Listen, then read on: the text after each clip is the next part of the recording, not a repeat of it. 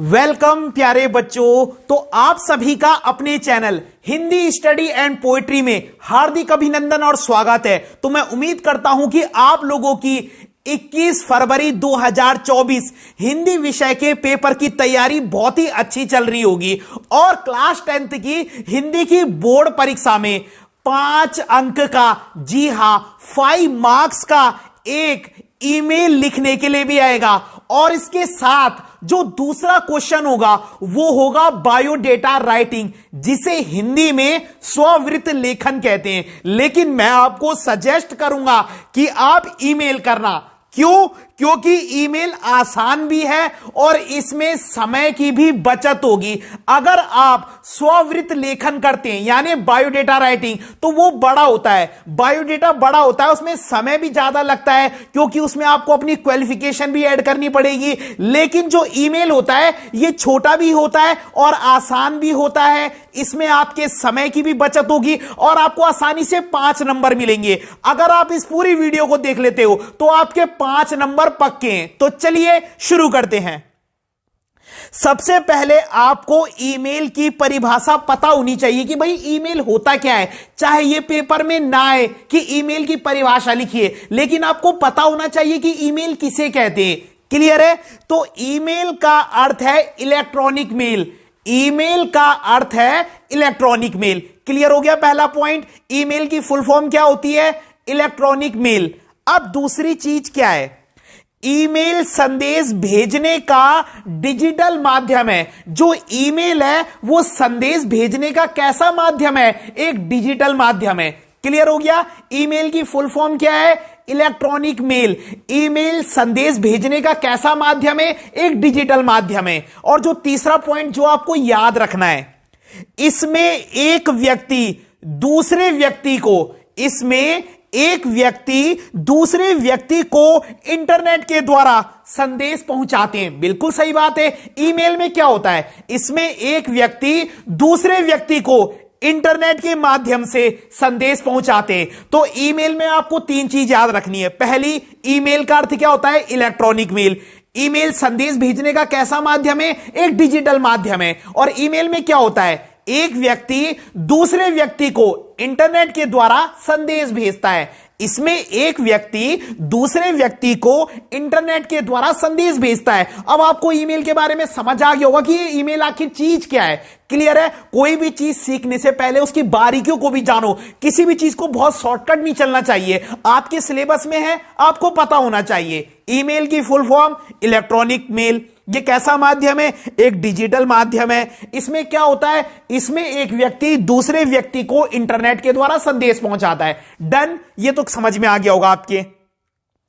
अब है ईमेल के क्या उद्देश्य हैं या इसकी विशेषताएं क्या हैं। ठीक है, ये भी आपको पता होना चाहिए कि भाई ईमेल के क्या उद्देश्य होते हैं या इसकी विशेषताएं क्या है। तो सबसे पहले तेज गति से संदेश का जाना। ईमेल से तो आपको पता ही है, आपको पोस्ट ऑफिस में जाने की जरूरत नहीं है, डाक खाने में चिट्ठी डालने की जरूरत नहीं है। अब तो समय बदलता जा रहा है, टेक्नोलॉजी का युग है, तो इससे तेज गति से संदेश पहुंचता है। क्लियर हो गई पहली चीज? ईमेल से तेज गति से संदेश पहुंचता है। दूसरा, धन की बचत होती है। अब कहां स्पीड पोस्ट करोगे आप, ऐसे में आपके धन की बचत भी होगी। समय की भी बचत होती है, आपको कहीं जाने की जरूरत नहीं है। श्रम की बचत होती है। श्रम का मतलब होता है मेहनत। इसमें आपको क्या मेहनत करनी है? कोई फिजिकली वर्क थोड़ी है। कागज की बचत होती है, इसमें कोई कागज की आवश्यकता नहीं है, सीधा टाइप करना है। और सुरक्षित है, ये सेफ है। क्लियर हो गई बात? तो इससे तेज गति से संदेश जाता है। धन की बचत होती है, समय की बचत होती है, मेहनत की बचत है, श्रम की बचत हो गई आपकी, कागज की बचत हो गई और ये सुरक्षित है। क्लियर हो गया? तो ईमेल से क्या क्या इसकी विशेषताएं हैं या क्या क्या इसके उद्देश्य हैं? तेज गति से संदेश जाता है, समय की बचत है, धन की बचत है, श्रम की बचत है, कागज की बचत है और ये सुरक्षित माध्यम है। डन। ये चीज समझ में आ गई? अब है ईमेल के लिए जरूरी साधन क्या क्या है। ईमेल के लिए आपके पास क्या क्या जरूरी रिसोर्सेज होने चाहिए।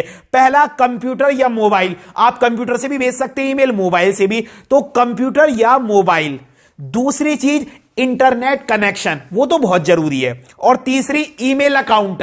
जो ईमेल कर रहा है, भेज रहा है, उसका भी ईमेल अकाउंट होना चाहिए और जिसको वो ईमेल आप भेज रहे हो, जिसको वो मिल रही है, उसका भी ईमेल अकाउंट होना चाहिए, तभी होगा प्रोसेस। डन है। तो ईमेल भेजने के लिए जरूरी साधन क्या है? कंप्यूटर या मोबाइल, दूसरा इंटरनेट कनेक्शन, तीसरा ईमेल अकाउंट। ये तीन चीजों का होना बहुत जरूरी है, कंप्यूटर या मोबाइल, इंटरनेट कनेक्शन और ईमेल आईडी, ईमेल अकाउंट हो गया। क्लियर है? तो हम यहां पर जान चुके ईमेल क्या होता है, ईमेल की क्या क्या विशेषताएं या उद्देश्य हैं, और ईमेल के लिए क्या क्या जरूरी रिसोर्सेज है, जरूरी साधन होने चाहिए। डन। अब ईमेल कैसे लिखते हैं, जो बहुत ही इंपॉर्टेंट मुद्दा है, जो 5 नंबर का जो सवाल है। देखिए बहुत आसान तरीके से बताऊंगा, सॉलिड तरीके से बताऊंगा। देखिए प्रश्न है, यह प्रश्न कई बार बोर्ड एग्जाम में आ जाता है और सबसे सरल भी, इसलिए मैंने इस प्रश्न को चुना है। आपके क्षेत्र में एक पार्क विकसित करने के लिए नगर निगम अधिकारी को ईमेल लिखिए। तो आप समझ गए होंगे कि आपके क्षेत्र में क्या है, जहां आप रहते हो उस मोहल्ले में कह सकते हो या आसपास में कोई पार्क नहीं है। डन। ये तो हमारा मुद्दा हो गया कि हम एक पार्क विकसित करना चाहते हैं, हमारे जो आसपास कॉलोनी है, हमारा जो क्षेत्र है, वहां क्या नहीं है, वहां कोई पार्क नहीं है। डन। और पत्र नहीं, ईमेल किसको लिखना है? कई बार ये क्वेश्चन पत्र में भी आ जाता है। ठीक है, तो ईमेल किसको लिखना है? नगर निगम अधिकारी को लिखना है हमने। डन। तो अब हम कैसे लिखेंगे, देखिए सबसे पहले देखिए मैंने बहुत ही अच्छे तरीके से, एकदम बिल्कुल शानदार तरीके से बताया आपको। देखिए सबसे पहले आप लिखेंगे प्रेषक।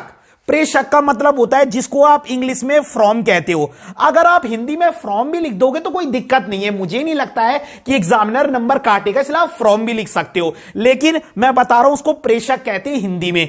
ठीक है, जो भेजने वाला है, या आप फ्रॉम भी लिख सकते हो, आपकी मर्जी है। प्रेषक, और उसके आगे लिख देना xyz@gmail.com। अब आप बोलेंगे सर आपने XYZ क्यों लिखा? तो XYZ का मतलब होता है कोई भी आईडी है, मैं ABC भी लिख सकता हूं, ABC@gmail.com, मेरी मर्जी है, कोई मुझे रियल आईडी तो लिखनी नहीं है, इसलिए मैंने लिख दिया XYZ@gmail.com।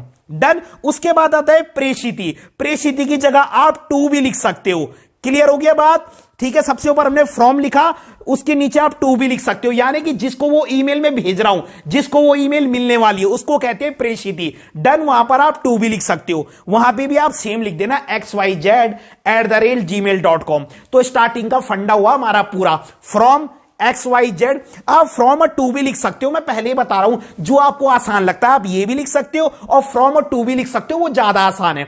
तो फ्रॉम के आगे लिख देना XYZ@gmail.com, उसके नीचे टू लिखना, उसके आगे लिख देना XYZ@gmail.com। तो भैया इतना तो हो गया हमारा क्लियर फंडा। अब यहां पर एक लाइन छोड़ दे, इसके बाद एक लाइन जरूर छोड़ देना। कई चैनल वाले आपको ये शायद नहीं बताएंगे, लेकिन एक लाइन इसलिए छोड़नी है क्योंकि हमारा विषय हमको अलग रखना है इनसे, तो ऐसे में प्रेजेंटेशन भी अच्छी होती है और अच्छा लगता है। उसके बाद एक लाइन छोड़ के आप विषय लिख देना। विषय क्या है?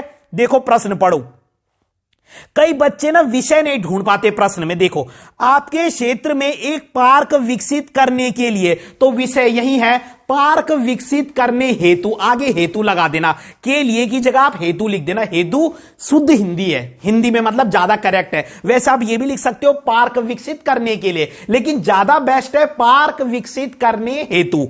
ठीक है, तो विषय हमको क्वेश्चन से मिल गया, विषय हमने लिख दिया पार्क विकसित करने हेतु, और आगे फुल स्टॉप लगा दिया, पूर्ण विराम। भैया हमारी दो चीज क्लियर हो गई और बहुत अच्छे तरीके से।